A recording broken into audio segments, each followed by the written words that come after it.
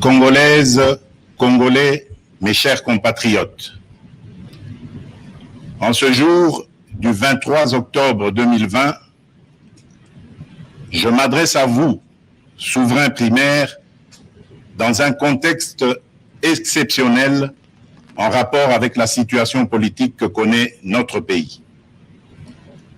Ce contexte de fragilité de notre pays, de même que les résultats électoraux de janvier 2019, nous ont forcés à élargir nos rassemblements pour nous unir au-delà de nos familles politiques traditionnelles.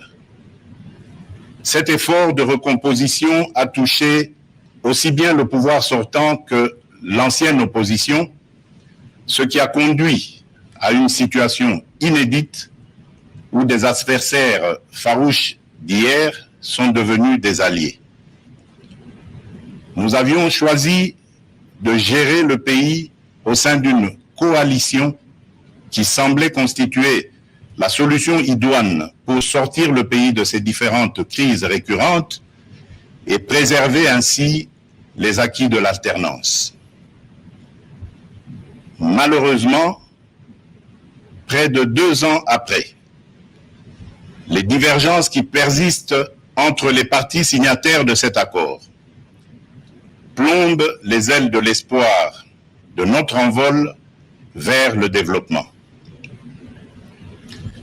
Ces divergences portent notamment sur les questions relatives à la paix et à la sécurité nationale, à la Commission électorale nationale indépendante, à l'organisation des élections, à la gestion du portefeuille de l'État, à la territoriale, à la diplomatie, à l'indépendance de la justice et à l'instauration de l'État de droit qui sont un enjeu majeur pour notre nation.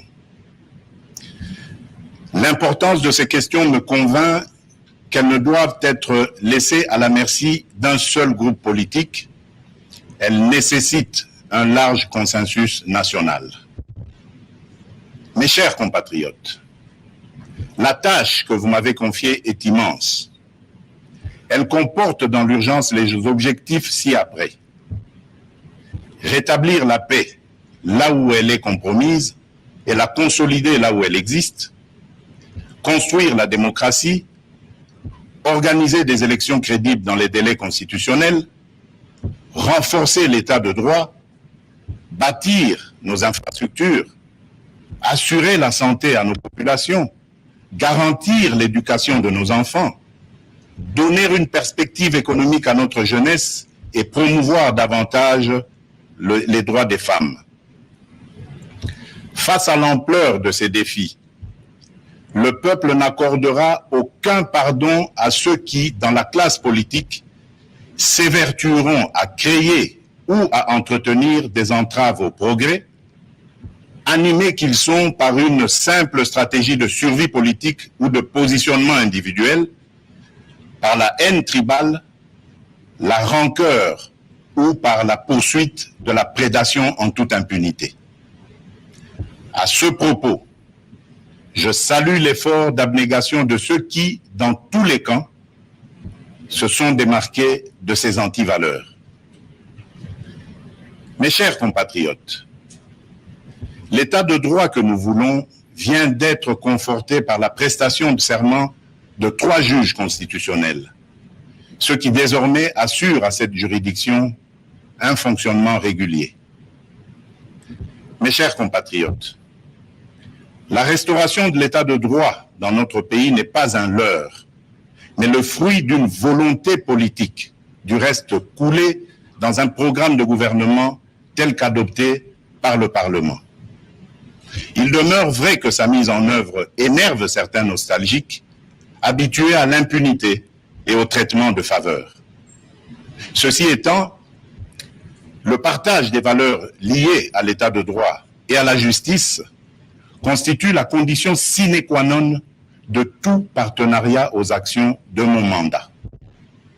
Mes chers compatriotes, chaque année, plus de 2 millions d'enfants congolais naissent et s'ajoutent au nombre déjà important de notre population.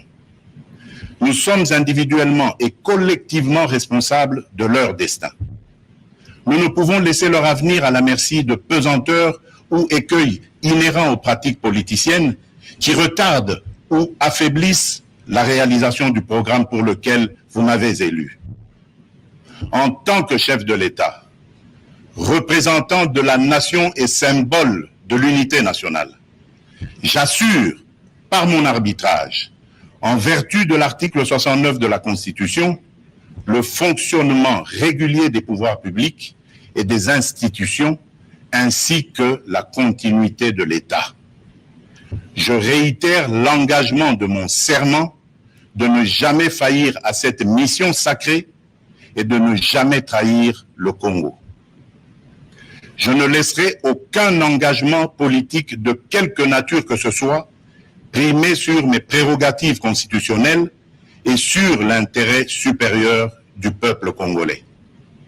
Je ne transigerai avec les intérêts supérieurs de la nation. Je ne céderai jamais la moindre portion de notre souveraineté nationale. Je ne ménagerai aucun effort pour préserver la paix et l'unité nationale.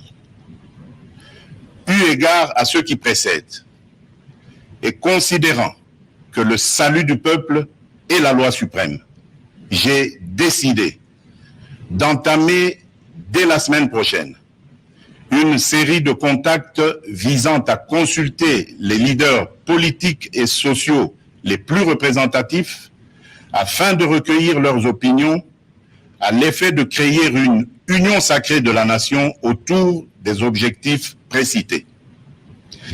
Ces consultations visent la refondation de l'action gouvernementale autour des principes de participation à la gestion du pays.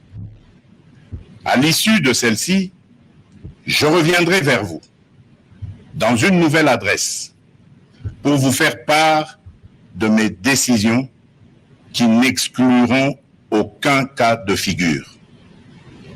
Debout, Congolais, prenons le plus bel élan pour un Congo fort, libre et prospère. Que Dieu bénisse la République démocratique du Congo. Je vous remercie.